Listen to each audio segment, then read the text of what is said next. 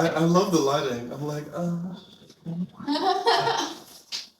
This is not a porno, Maddie. it can be. I mean, why not?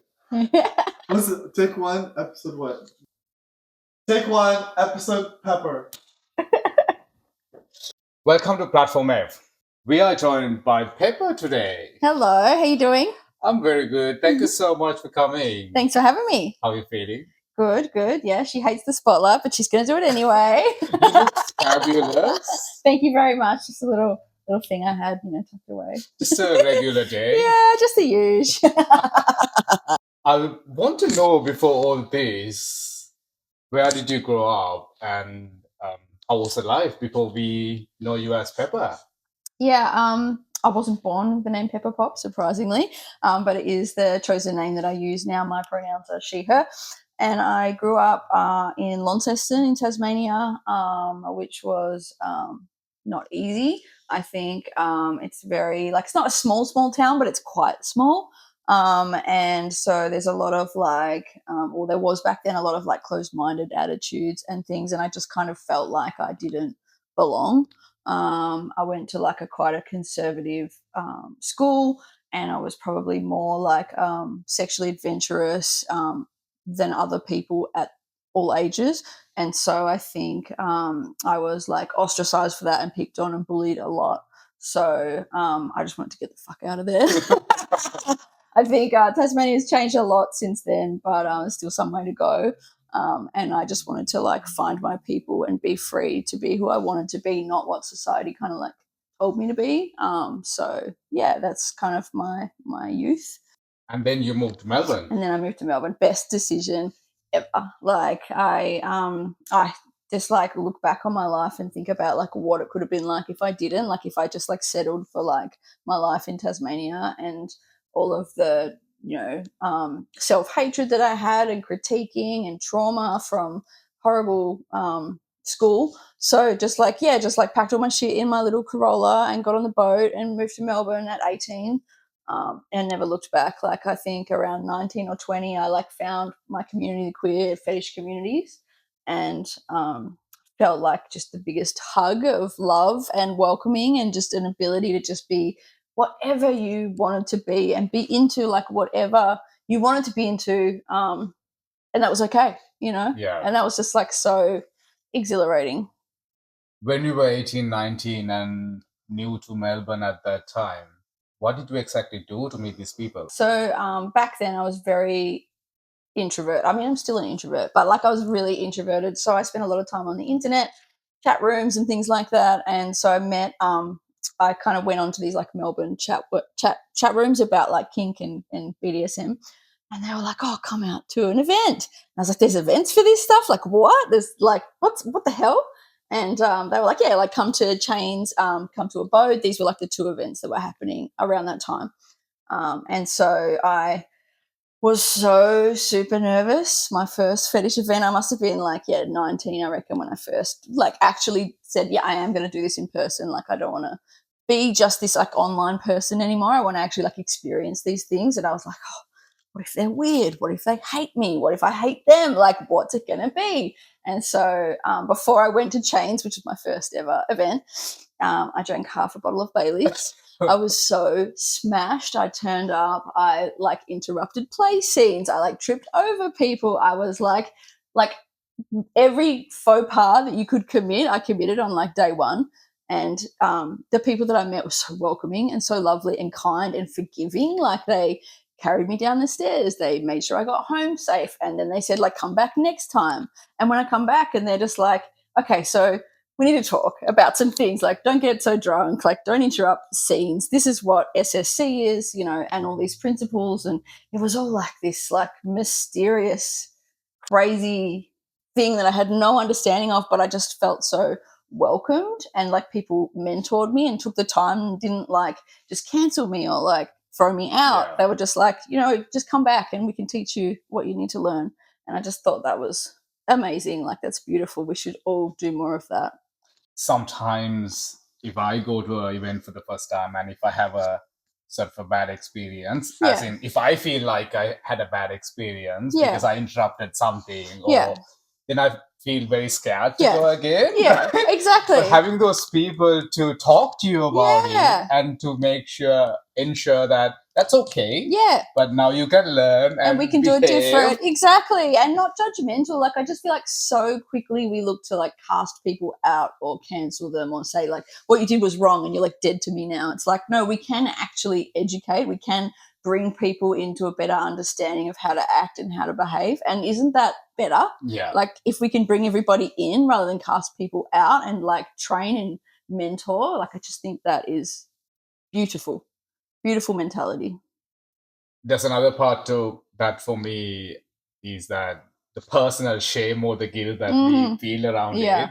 If we have people around us to support us, Yeah. we can get out of that as well. Absolutely. So even if I do a mistake in my first event, if Yeah. I didn't behave It's properly, okay. it's okay. Yeah, and you're going to berate yourself enough. You don't need other people to berate you as well. Like, I often think about like you don't care. Like, nobody in the room cares as much about you as what you care about you. Like, I often think about, it's not really kink related, but like one time I was at a coffee shop and instead of saying goodbye to the person behind the counter, I said, love you. And 10 years later, still think about it. Never get that out of my head. That person doesn't remember. But like, you just like beat yourself up for good about these things, and other people don't need to beat you up. You do it enough, you know. Like, just move on. Like, don't be so critical of yourself. People make mistakes. People fuck up. It's okay, and we can still be good people. We can still grow. You know. I'm just gonna clip these off. Oh. I don't think they see that. They're not in the shot, but it's bothering you. No. Yeah, I'm like, You started like that, and now you run a leather and fetish store. Yeah.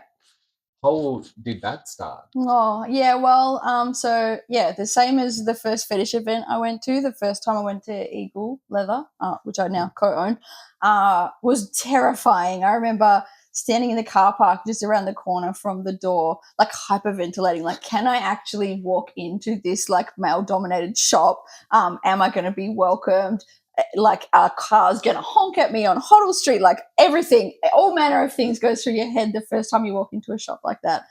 And from there, I was welcomed, and I did feel a sense of community and, you know, chosen family over the years. And so gradually I started working. My partner took over the business with his business partner, Shane, back in 2010. And I started doing like just the newsletter. I kind of love writing, creative writing and things like that. So I started with just the newsletter and then adding products to the website, and then gradually kind of ingrained myself more and more over time. And then I kind of cracked it with my other job and quit. And BJ was like, do you know what? Come work with me full time just for a bit until you find something else. And then I just never did.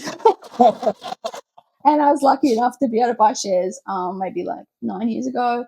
Proudest moment ever. And yeah, the rest is kind of history. Yeah. I love how you create a space for the community within the business as well. Oh, thank you. Again, this is not a paid. This is not buying. This is not sponsored. This is not sponsored. This is a genuine conversation. Yeah. It's a business. I understand that, and you and BJ runs it. Mhm. However, the space you create for the community and what it means for everyone is extremely important. Oh, thank you. I remember the first time I walked into Eagle, and I remember the first time I walked into many places in Melbourne and out of Melbourne. Yeah. And I remember the first piece of leather I bought, piece of rubber I bought, Yeah. you know. And these are personal memories. They're like transformative moments. Yeah. If I had a bad experience one day when I'm buying something at a store, I don't feel safe to go back. Uh-huh. Creating that environment, maybe just a retail or a work thing for that organization, but for a customer, it's extremely personal. And I think that way you are creating a lot of space for the community to be themselves and feel safe. Yeah. And you're doing a lot of other things out of the store as well. Yeah. Your events and all these things. Yeah. We try to do a bit of everything. Yeah. Yeah, I think you're right. Like, we are a business. We are in the business of making money, but at the same time, we see the community as like a delicate ecosystem, and whatever you take out, you should also put back in. So we also try to fundraise and like help organize events and sponsor things to try and like grow the community as a whole.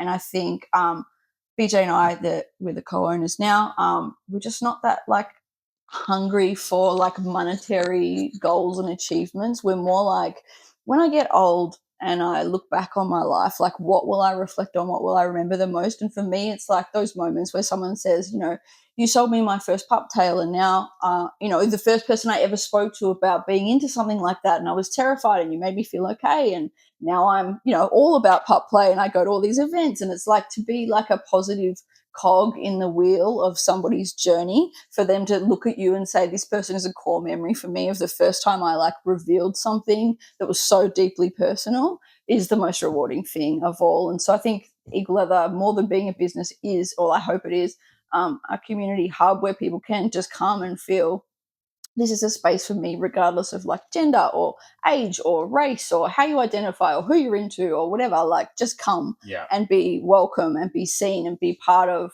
this thing that we all love. Yeah.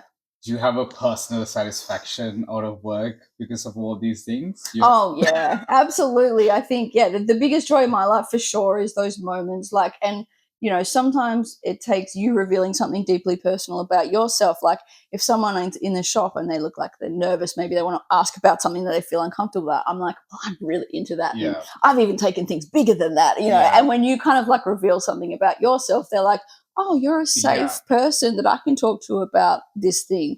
And, you know, you're not going to judge me, and you're not going to like call me some name or treat me differently because of it. I think there's a personal element to these queer businesses in any place, because we already have a personal connection to everything we do around us being queer or anything. And these businesses are creating spaces for us. Even though it's a business, it's creating a safe space for most of us to be ourselves. Yeah. And I think, personally, that's why I think even though there are businesses who are making money out of it, the community has to support, community has to be there. So the businesses can continue 100%. Otherwise, we won't have these spaces. Yeah, we've got to protect our spaces at all costs. Yeah. I think we're so lucky in Melbourne. We have so many queer venues, and places like the Laird are so iconic and important and vital to the tapestry of our city. And we've lost venues. We've lost incredible venues like Club 80.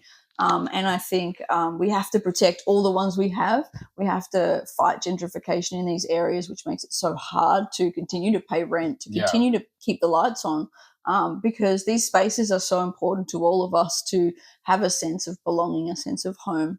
Yeah, I come from a place where we don't have these spaces. Yeah. I come from Sri Lanka when I was growing up, or when I was exploring my queer life. Yeah. I didn't have spaces to go to. There were friends, there were spaces that we created. However, there's no public spaces, spaces that we could go to. So I understand deeply how important that is. And I just literally live around, you know, all these businesses and spaces right now. So sometimes I think we take it for granted how easy that is, you know, for us to have all these in, you know, a few miles away from where you live. But most of the people in the world or in our community don't have that. It. No, we're so lucky. Yeah, I agree. I don't think we realize, like, I mean, so many parts of Australia have these thriving queer and kink communities, but especially for me, like, Melbourne has my heart. Like, Melbourne's got everything going on. Whatever event you want to go to, there is an event for that. You've got Barber, you've got Trough, you've got Hanky, Damask events. Like, there's just so many options. Pepper, when you were looking for your community and now, do you think that there's enough spaces for you and your community? Yeah, I think the beautiful thing, I mean, I can't speak for other parts of the world, but like in Melbourne, I think that there are so many communities, and I love that people have their own spaces. And, you know, we have like male-only spaces like the Laird, which I fully support. Like, I think it's really important for people to have spaces to be with like-minded people and experience those situations without being like looked at or felt like performative in any way or criticized or critiqued. And at the same time, I love the spaces where we can all get together. And so I love going to like Trough and Barber, which are like predominantly male oriented, but also I love places like Hanky, where it's a little bit more femme energy, and I love places like Oz Kink Fest, Provocation, where it is quite a pansexual community, quite a large, beautiful, totally separate community in Melbourne that of people exploring different things. And I find it really interesting the different ways that people choose to explore their sexuality at those places. Like, it's quite interesting to me being often in like male gay type spaces. It's very like heavily sexual and fisting and these kinds of activities. And then when you go to somewhere like Provocation or Oz Kink Fest, it's all shibari, it's all flogging, it's all BDSM, and kind of there isn't as much actual sex. And I find that really interesting, the way that people have different penchants and experiences, and there's just a community for everything.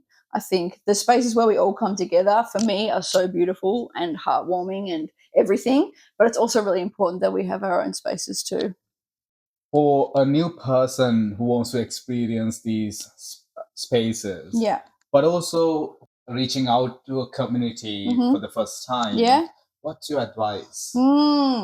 Well, I guess like we were all new once. We were all nervous at some point. We were all like terrified. Is this for me? Are people going to like me? Am I going to feel welcome?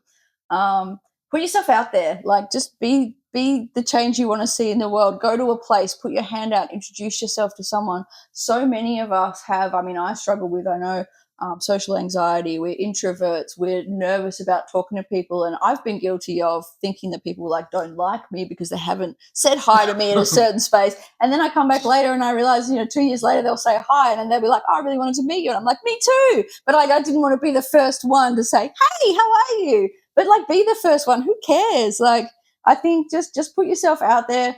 But at the same time, like, be careful, be safe, especially if you're kinky and you're looking to play with someone. Like, when you're being tied up by somebody and you suddenly can't get away, that's not the right time to realize that you don't trust that person. So like, have a negotiation before you play with somebody, have safe words, have somebody know where you are, and call that person at a set time and say, I'm going to be home at this time, I'll call you and let you know I'm safe. Play with people in public, get people's references from other people they've played with. Like, be careful, but also don't be alarmed. Like, we're not weird, we're not freaks. We just like love dressing up in shiny shit and doing kinky stuff and being who we are. So just like, come say hi. When you think of your community and your people, what 3 things comes to your mind? Ooh, on a good day. Okay. No, I think let's talk about the positives. I think on a good day, our community is incredibly open and welcoming and creative. People do whatever it is that they want to do. Like, if you are a consenting adult playing with another consenting adult, do whatever you want and like, be creative, be out there, like, live your best life. If you're into something, try it, like, just do it. And I think the open-mindedness is a really beautiful thing, especially here. Like, I just think people don't define themselves, they don't box themselves in, they don't label themselves with any particular identity, and they're happy to just get out there and just like do whatever the thing is that they're into. So I think open is a really important word. Another one I would say is charitable. I think fundraising and charity and supporting social groups is really important, and I know you've done a lot of work with Switchboard, and so many title holders do an amazing job of raising money, both within our community and for our community, and also for people around the world that aren't as lucky as we are, don't have as many safe spaces as what we have.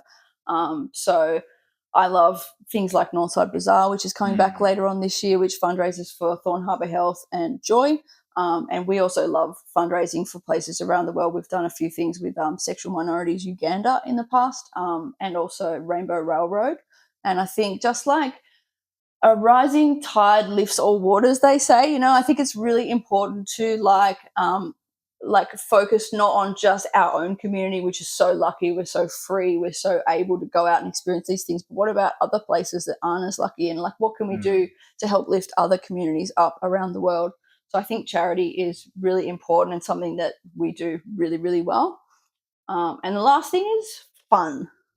Just fun. I think, and this is why we're talking about the best or worst, of people or of our community. I think that sometimes we forget that all of this is about fun. Yeah. I like dressing up in shiny things. I like, I don't know, cuckold. I like big toys. I like all kinds of crazy shit. And I like it because it's fun. I like it because I enjoy it. Yeah. And we don't have to like take ourselves too seriously all the time. I think like just have fun. We don't have to take everything so seriously. We don't have to like politicize everything. We don't have to cancel everybody. We don't have to get bogged down in all this shit. We can actually just have a good time and party and celebrate each other and our kinks and perversions and all that stuff. So I think sometimes we lose sight of the fact that it should be fun. Thank you so much. Thanks for talking to me, and thanks for helping with all that. You're supporting this whole project as well a lot. Thanks for having me. I really appreciate being here. It's been really fun. Thank you. Yay! Thank you so much. Thank you. Oh, that was good.